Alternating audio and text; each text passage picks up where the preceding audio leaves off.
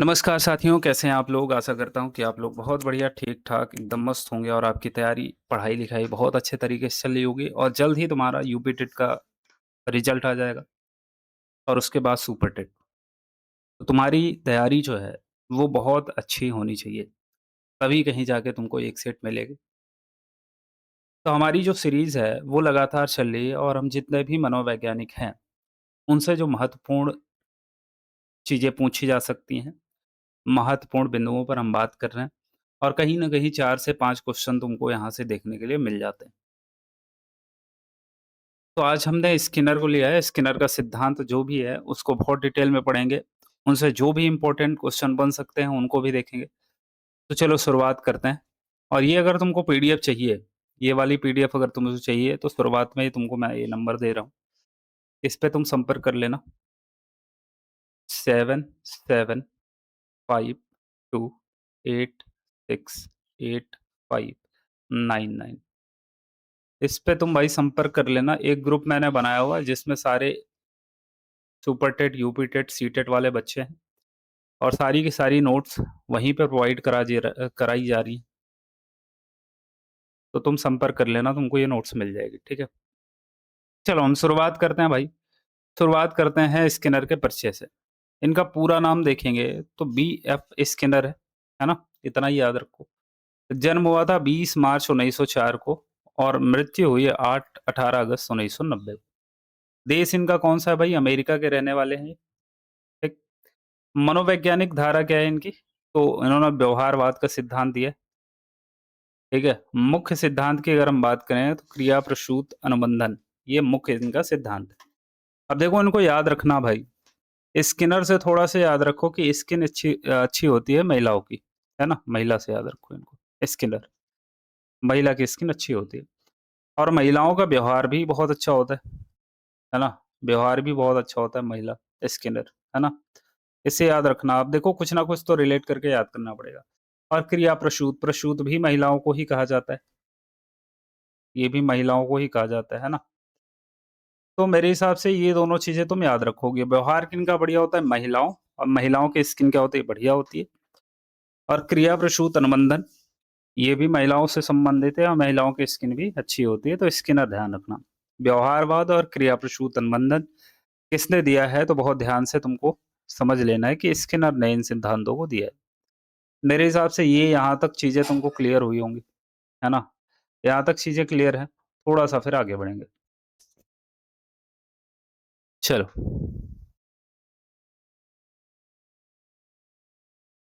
अब आ जाते हैं हम स्किनर सिद्धांत पे। स्किनर का सिद्धांत क्या कहता है? स्किनर से इसका सिद्धांत ये कहता है कि व्यक्ति अपने व्यवहार के परिणामों के आधार पर सीखता है। कोई भी व्यक्ति होगा, उसका जो व्यवहार है, उसी हिसाब से उसका सीखना चलता है। यहाँ पे कह रहा है कि अच्छा परिणाम व्यवहार दोहराया जाएगा, बुरा परिणाम व्यवहार कम हो जाएगा। देखो अच्छा परिणाम क्या है ये भी समझ लो। अच्छा परिणाम का मतलब ये है कि अगर कोई बच्चा है जिसको 1 मिनट रुकना। हुँ, चलो। मान लो कोई छोटा बच्चा है, मान लो एक एग्ज़ाम्पल ले लेते हैं गोलू का, है ना? गोलू रोज़ स्कूल में टीचर को गुड मॉर्निंग कहता है, ठीक है? टीचर मुस्कुराती है और गोलू को बोलती है वेरी गुड और एक स्टार दे देती है। अब गोलू सोचता है कि वाह! इससे तो स्टार मिलते हैं। अगले दिन फिर गोलू गुड मॉर्निंग मैम कहता है और फिर स्टार मिलते हैं। यह एक अच्छा परिणाम है ना? ये एक अच्छा परिणाम है। अच्छा परिणाम से क्या होता है? व्यवहार को दोहराया जाता है। अब गोलू लगातार रोज़ मैम को गुड मॉर्निंग बोल रहा है, good morning ma'am, good morning ma'am, है ना? ये एक अच्छा परिणाम है। अब बुरा परिणाम क्या हुआ? बुरा परिणाम जो होता है उससे व्यवहार कम हो जाता है। अब मान लो गोलू ने एक दिन क्लास में चॉक फेंक दी। टीचर ने कहा गोलू बाहर चले जाओ क्लास से। अब गोलू सोचता है कि अरे बाहर भेज देते हैं ये तो। अगले दिन वो चॉक नहीं फेंकता है ना? तो ये क्या हुआ? बुरा परिणाम हुआ। उन्होंने उसको क्लास से बाहर किया और बुरे परिणाम की वजह से अब उसने वो वाला व्यवहार कम कर दिया है, जो उसने चौक फेंकी थी, अब वो चौक नहीं फेंक रहा है। तो अच्छा परिणाम क्या हुआ? अच्छा परिणाम अगर आप दोगे तो व्यवहार को दोहराया जाएगा, है ना? जैसे उसने गुड मॉर्निंग बोला था मैम, तो मैम ने उसको स्टार दिए थे, तो ये एक अच्छा परिणाम है, इसको वो बार-बार करेगा। बुरा परिणाम है जिसमें उन्होंने उसको दंड दे दिया है, और दंड देने से अब वो दोबारा चौक नहीं फेंकेगा, ये तुम्हारा बुरा परिणाम हो जाता है। बात समझे कि नहीं? अच्छा, परीक्षा में पूछा जाता है, क्या पूछा जाता है कि स्किनर के अनुसार सीखना किस पर आधारित है? तो ये पुनर्बलन पर आधारित होता है, रीइंफोर्समेंट पर आधारित होता है। इसको बहुत ध्यान से पढ़ लेना। स्किनर कहते हैं, स्किनर के अनुसार, ये क्वेश्चन आ जाता है, स्किनर के अनुसार अनुसार अनुसार सीखना किस पे आधारित है? तो पुनर्बलन पे आधारित होता है। बहुत ध्यान से इसको समझ लेना। अब देखो इसको कैसे याद रखोगे? स्किन मैंने बताया था, स्किन स्किन किसकी अच्छी होती है? महिला, है ना? और महिलाओं के अंदर ताकत बहुत कम होती है, तो उनको बार-बार बल लगाना पड़ता है, पुनर्बलन, है ना? पुनर्बलन मतलब बार-बार बल लगाना पड़ता है, क्योंकि उनके अंदर ताकत बहुत कम होती है। तो इससे याद रखना भाई। देखो ये सारी चीज़ें मैं याद रखने के लिए बता रहा हूँ, बाकी महिलाएँ तो बहुत मजबूत हैं भाई। अभी देख रहे हो अभी का क्या हाल है। हाँ, ढकेल दे रही हैं, छत से फेंक दे रही हैं, पहाड़ी से फेंक दे रही हैं, ज़हर दे रही हैं। तो ये सारी चीज़ें हैं। तो कोई बात नहीं, इस ध्यान ये रखना है कि भाई पुनर्बलन महिला से संबंधित है, महिला की स्किन अच्छी है, इसको याद रखने के। अब चलो भाई आगे थोड़ा-सा बढ़ते हैं। आगे थोड़ा-सा बढ़ चलते हैं, है ना?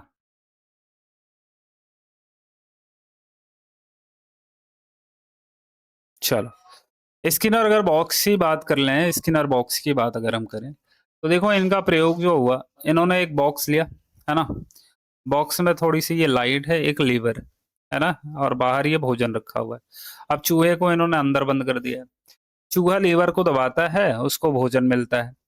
अब वो उसको एज़ अ रिवार्ड भोजन यहाँ पे मिला, तो अब वो जान गया कि जब मैं लीवर को दबाऊँगा तभी मुझे खाना मिलेगा। तो अब वो बार-बार जब उसको खाने की ज़रूरत पड़ती है, तो वो लीवर को दबाता है और बाहर जाके खाना खा लेता है।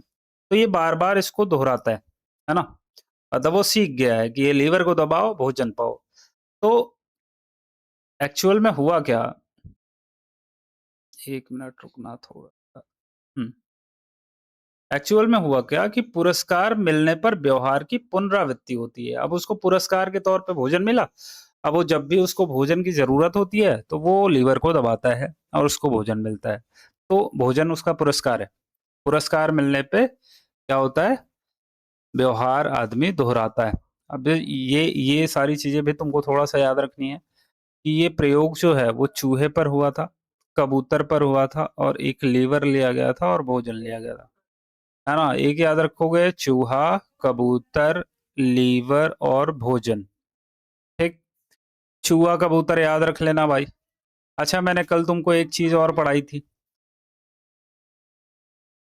क्या पढ़ाया था तुमको? कि थॉर्नडाइक जो है, थॉर्न थॉर्नडाइक, उन्होंने अपना प्रयोग किस जीव पर किया था? उन्होंने अपना प्रयोग किस जीव पर किया था?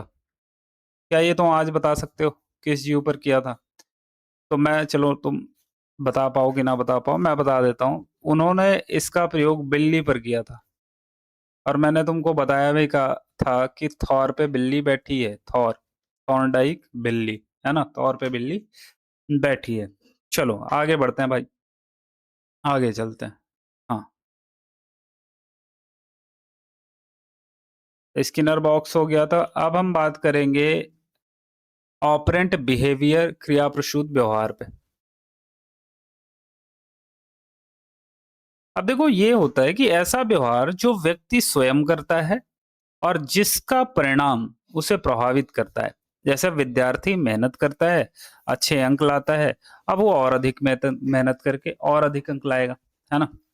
देखो शुरुआत में क्या होता है, बच्चा बच्चा सोचता है कि अधिक अंक लाने, अधिक अंक लाता है, फिर वो सोचता है कि क्लास में टॉप करना है ना?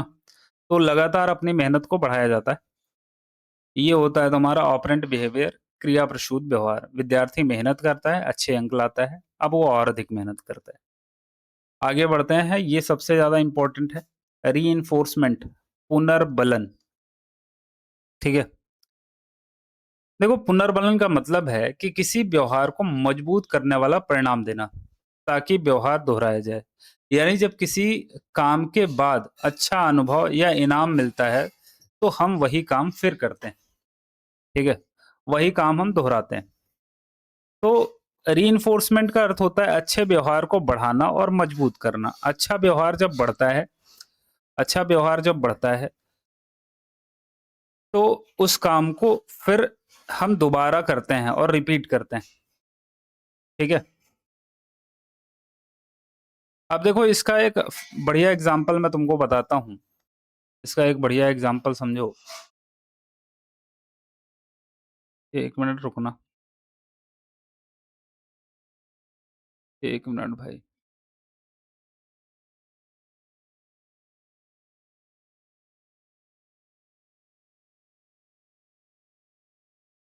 थोड़ा-सा रुकना यार, पेन काम नहीं कर रहा मेरा। 1 मिनट बस मैं तुमसे लूँगा।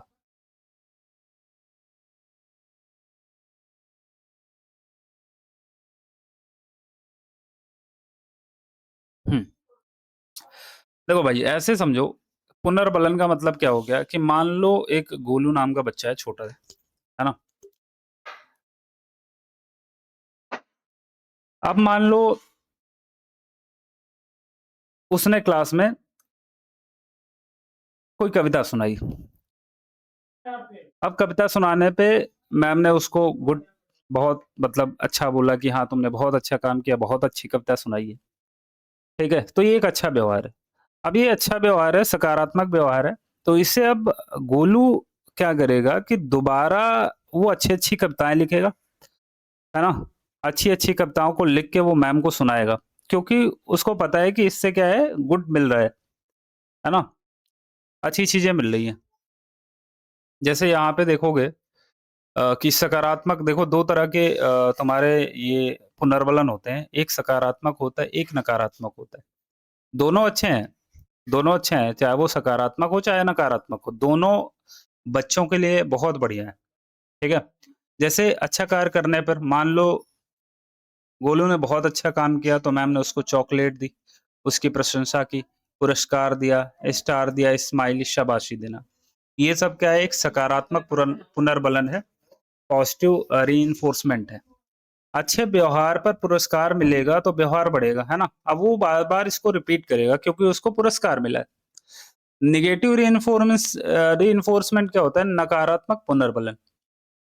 अप्रिय स्थिति को हटाकर व्यवहार बढ़ाना, है ना? मान लो अ, जैसे अभी मैंने चौक के एग्ज़ाम्पल लिया कि गोलू ने क्लास में चौक फेंक दी, तो मैम ने उसको बोला क्लास से बाहर जाओ, है ना? तो ये नेगेटिव एनफोर्समेंट है, रीइंफोर्समेंट है, नकारात्मक पुनर्बलन है।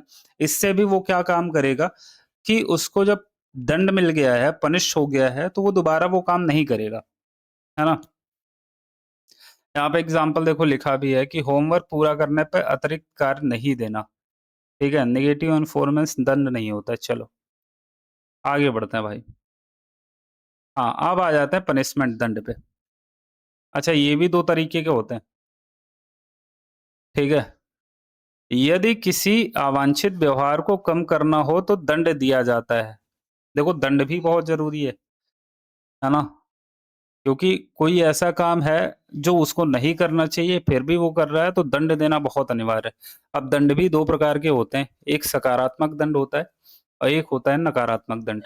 सकारात्मक क्या है? गलत कार्य पर अतिरिक्त अप्रिय चीज़ दे देना, है ना? जैसे कोई उसने गलत काम किया या किसी को गाली दे दी, है ना? तो मैम ने क्या किया, उसको अतिरिक्त गृह कार्य दे दिया, उसको डाँट लगाई और खड़ा कर दिया पूरी क्लास के सामने। तो ये पॉजिटिव पनिशमेंट है, सकारात्मक दंड है। नकारात्मक दंड क्या है? अच्छी या अप्रिय वस्तु को हटाना या छीन लेना। जैसे मोबाइल छीन लेना, मान लो घर में कोई बालक है, वो गाली दे दिया, तो उसके मम्मी ने उससे मोबाइल छीन लिया, खेलने से उसको रोक दिया, टीवी देखने से मना कर दिया। तो ये होता है नेगेटिव पनिशमेंट, नकारात्मक दंड, और ये दोनों दंड बहुत ज़रूरी है। अब यहाँ पे आ जाते हैं और हम देखते हैं कि भाई रीइंफोर्समेंट और पनिशमेंट में अंतर क्या होता है? रीइंफोर्समेंट जब बच्चों को शाबाशी दिया जाता है ना? उसको कहा जाता है कि तुमने बहुत अच्छा काम किया, तो व्यवहार को बढ़ाना बोलते हैं, है ना? और पनिशमेंट क्या करता है? व्यवहार को घटाता है ना? वो चॉक फेंक दिया है, अब पनिशमेंट उसको मिलेगी तो चॉक नहीं फेंकेगा, है ना? व्यवहार उसका घट गया है। व्यवहार कब बढ़ता है? मैम ने उसको गुड दिया था, स्माइली दी थी, उसको स्टार दिया था, तो वो बार-बार अब गुड मॉर्निंग बोल रहा था, है ना? तो ये व्यवहार को उसने बढ़ा लिया। सीखने को प्रोत्साहित करता है रिइंफोर्समेंट। और पनिशमेंट क्या होता है? गलत काम को रोकता है। अच्छे व्यवहार की पुनरावृत्ति कराता है, अगर उसका अच्छा व्यवहार है, उसने अच्छे काम किया तो बार-बार फिर रिपीट करेगा। गलत व्यवहार की पुनरावृत्ति को रोक दिया जाता है ना पनिशमेंट देके। उसने गलत काम किया है तो अब दंड देने के बाद वो गलत काम नहीं करेगा। पुरस्कार या सुखद परिणाम देता है, दंड अप्रिय परिणाम देता है। बिल्कुल ठीक बात है भाई, दंड है तो वो अप्रिय है, वो हमको अच्छा नहीं लगेगा। और अगर पुरस्कार है तो वो सुखद परिणाम देता है। शिक्षा में अधिक प्रभावी माना गया है, ये जो रीइंफोर्समेंट है, वो शिक्षा में अधिक प्रभावी माना गया है। और दंड की अगर हम बात करेंगे अल्पकालिक प्रभावी, दीर्घकालिक नहीं होता है। दंड तो बहुत छोटे टाइम के लिए होता है ना? तुरंत दंड देंगे, तुरंत वो काम खत्म, हाँ। भाई मुर्गा बनाया जाएगा तो थोड़ी देर के लिए बनाया जाता है, बहुत ज़्यादा टाइम के लिए तो नहीं बनाया जाता मुर्गा। चलो आगे आते हैं, रीइंफोर्समेंट शेड्यूल की बात करेंगे, पुनर्बलन अनुसूची। अब देखो इसमें क्या है कि व्यवहार को बनाए रखने के लिए पुनर्बलन देने की विभिन्न योजनाएं, कॉन्टिन्यूअस रीइंफोर्समेंट, पुनर्बलन देने की विभिन्न योजनाएं, है ना? व्यवहार का मतलब समझ रहे हो? व्यवहार का मतलब लगातार कोई काम करना, काम होता है व्यवहार, काम। यहाँ ये व्यवहार मत समझ लेना कि अरे हमारा व्यवहार ठीक नहीं, मतलब वो काम की बात कर रहा है।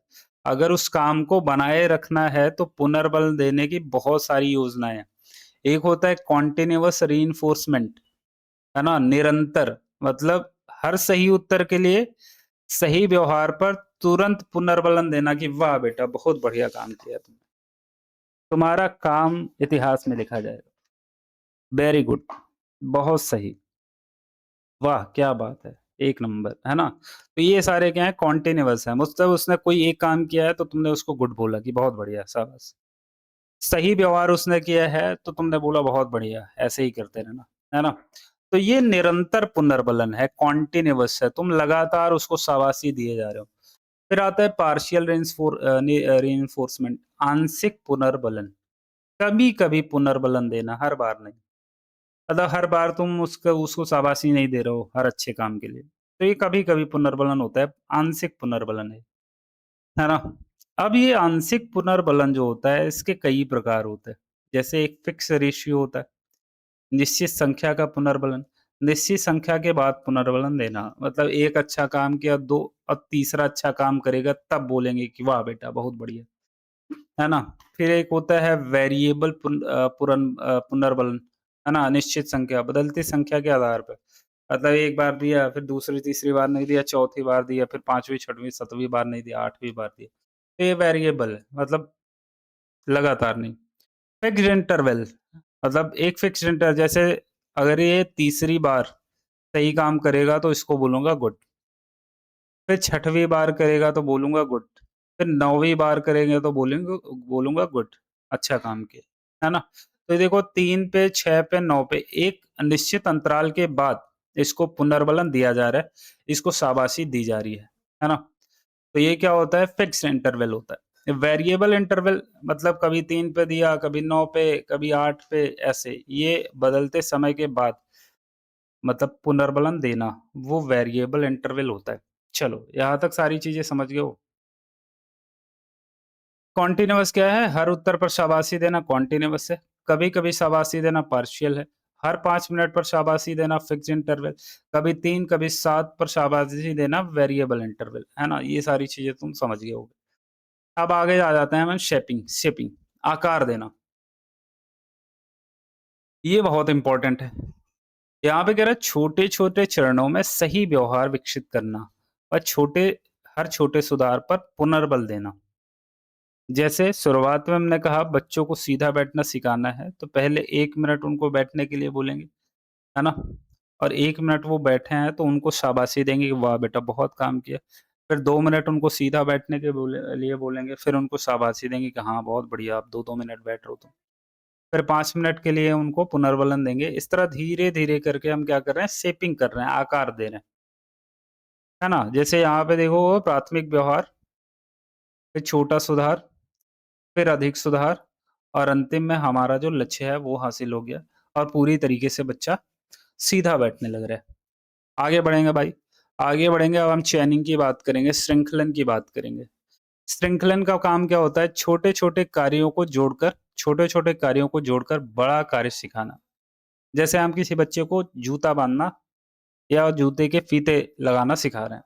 तो पहले हम सिखाएँगे कि फीता कैसे उठाते हैं, फिर उसमें गाँठ कैसे बनाते हैं, फिर उसको खींचना कैसे है, फिर कसना कैसे है और सभी चरणों को जोड़कर पूरा कार्य हो जाता है। इसको श्रृंखलन बोलते हैं। ये स्टेप बाय स्टेप सुधार होता है, स्टेप बाय स्टेप हम बच्चों को सिखाते हैं। जैसे फीता उठाया, गाँठ लगाया, खींचा गया, फिर कसा गया, है ना? तो ये सारी चीज़ें हैं, स्टेप बाय स्टेप होते हैं। अब आगे हम आ जाते हैं लोप पे, एक्सटिंक्शन पे। अब लोप क्या होता है? लोप का मतलब ये हो गया, लोप का मतलब क्या हो गया?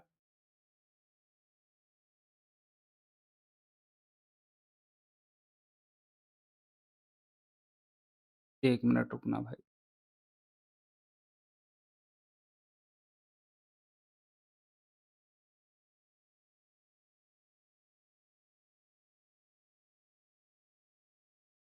चलो, एक्सटेंशन का मतलब ऐसे समझो, यहाँ पे थोड़ा-सा ये पढ़ देता हूँ, उसके बाद समझाता हूँ मैं। यहाँ पे लिखा है कि यदि किसी व्यवहार पर पुनर्बलन देना बंद कर दिया जाए, तो वह व्यवहार धीरे-धीरे समाप्त हो जाता है। इसको कैसे समझेंगे कि मान लो गोलू जो है, वो गुड मॉर्निंग मैम बोलता था। टीचर खुश होकर उसको टॉफ़ी देती थी। गोलू सोचता था, वाह! बस गुड मॉर्निंग बोलो और टॉफ़ी खाओ। अब एक दिन टीचर ने टॉफ़ी देना बंद कर दिया। गोलू बोला, गुड मॉर्निंग मैम। टीचर मुस्कुराई, टॉफ़ी नहीं दी। अगले दिन फिर बोला, गुड मॉर्निंग मैम, फिर भी टॉफ़ी नहीं मिली। तीसरे दिन गोला गुड मॉ ऐसे करता है, फिर रुक जाता है। अब ये क्यों रुक गया? क्योंकि अब उसको पता है कि टॉफ़ी तो मिलने वाली है नहीं, है ना? तो बोलने से क्या फ़ायदा?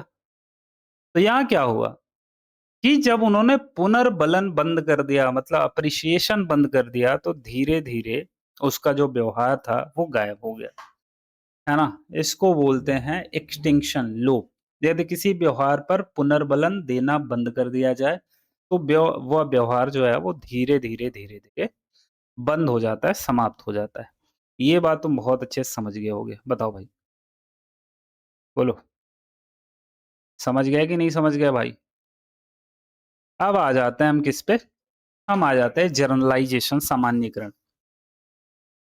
जनरलाइज़ेशन, सामान्यीकरण क्या होता है इसको समझो। यहाँ पे क्या लिखा हुआ है? एक जैसी परिस्थिति में समान व्यवहार करना। ऐसे समझो कि गोलू रोज क्लास में गुड मॉर्निंग मैम कहता था, है ना? टीचर खुश होकर उसे टॉफी देती थी। अब गोलू सोचता है कि गुड मॉर्निंग बोलो और टॉफी मिलती है। अगले दिन वो स्कूल के गार्ड अंकल को बोला, good morning uncle.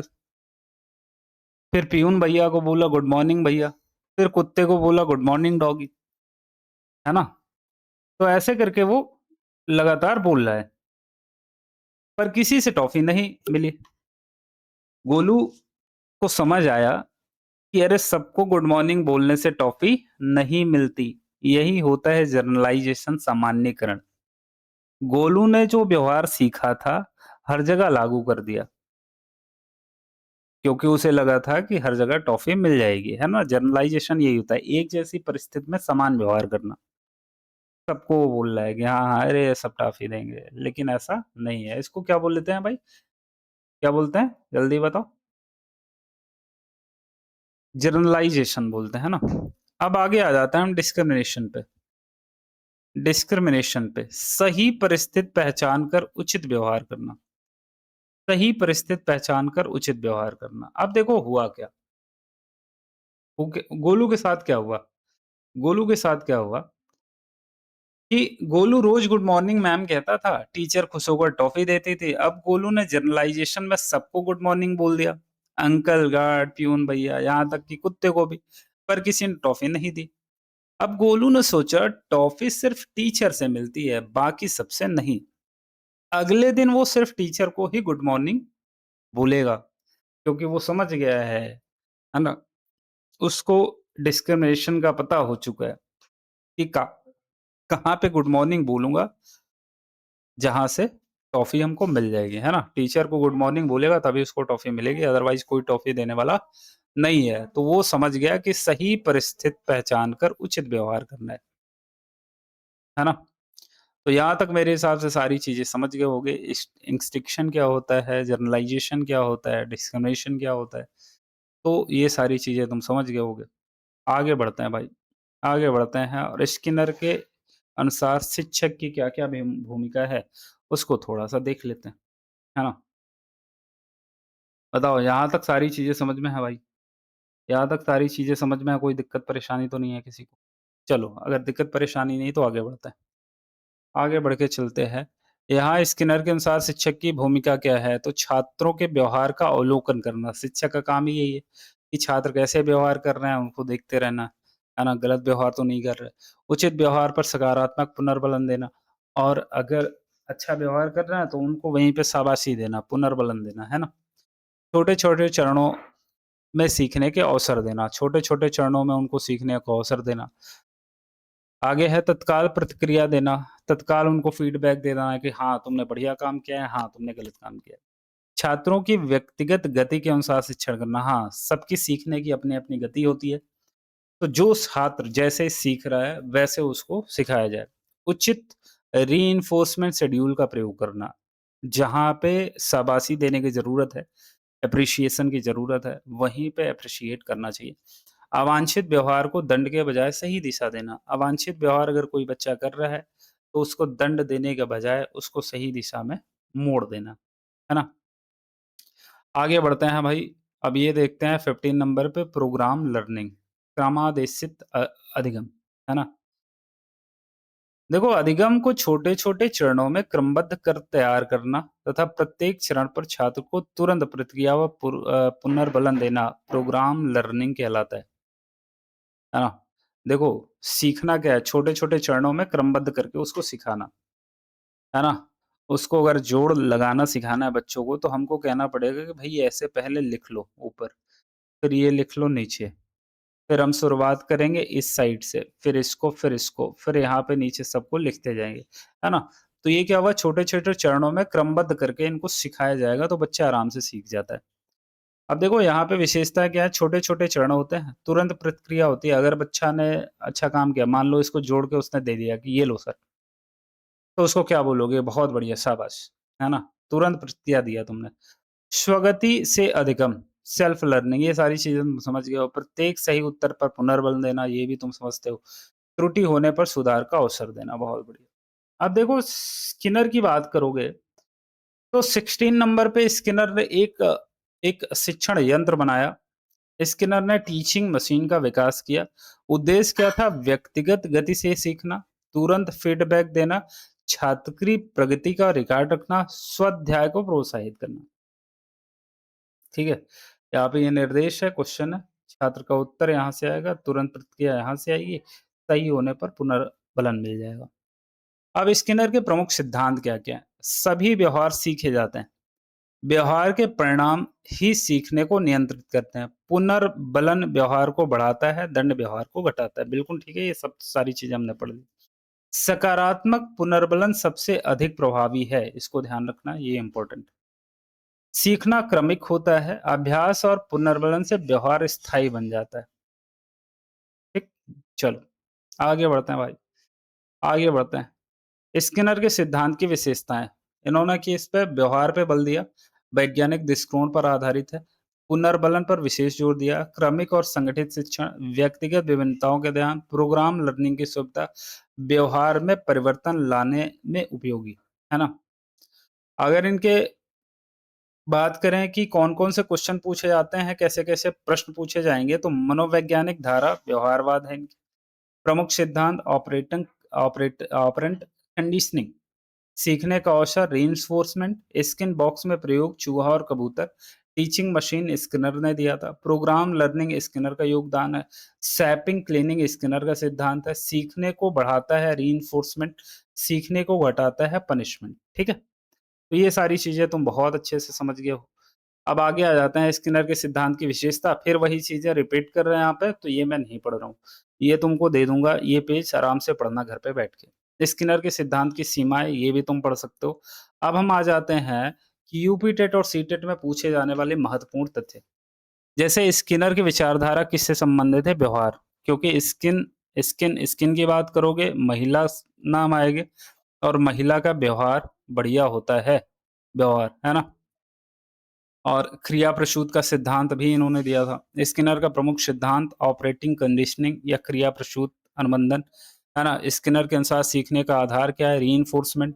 Skinner box में प्रयोग किस पर किया गया? चूहा और कबूतर पर। स्किनर बॉक्स में लीवर दबाने पर क्या मिलता है? खाना मिलता था। ऑपरेंट बिहेवियर किसे कहते हैं? ऐसा व्यवहार जो व्यक्ति स्वयं करता हो जिसका परिणाम उसे प्रभावित करता है ना? जैसे चलो आगे देखते हैं।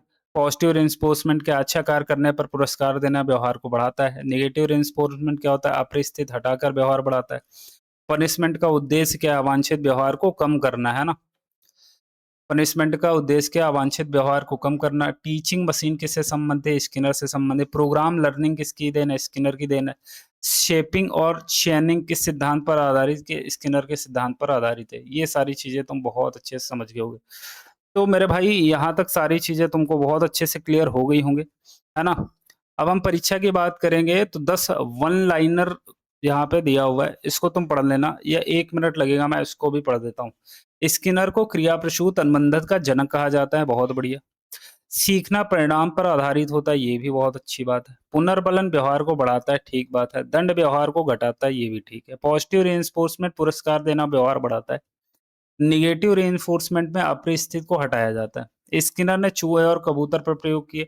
टीचिंग मशीन स्किनर की देन है। प्रोग्राम लर्निंग स्किनर का योगदान है। शैपिंग में छोटे-छोटे चरणों में सीखना होता है। कोशिश करने वालों की कभी हार नहीं होती, मेहनत आज की सफलता कल की। इसी के साथ आज की क्लास यहीं पे खत्म होती है। तो मेरे हिसाब से सारी चीज़ें तुमको बहुत अच्छे से समझ में आई होगी और लास्ट में ये जो 10 वन लाइनर क्वेश्चन है, ये भी तुम बहुत अच्छे से कर पा रहे होगे। तो मेरे भाई आज के लिए इतना ही रखते हैं, बाकी मिलते हैं नेक्स्ट वीडियो में, तब तक के लिए थैंक यू सो मच, धन्यवाद, जय हिंद, जय भारत।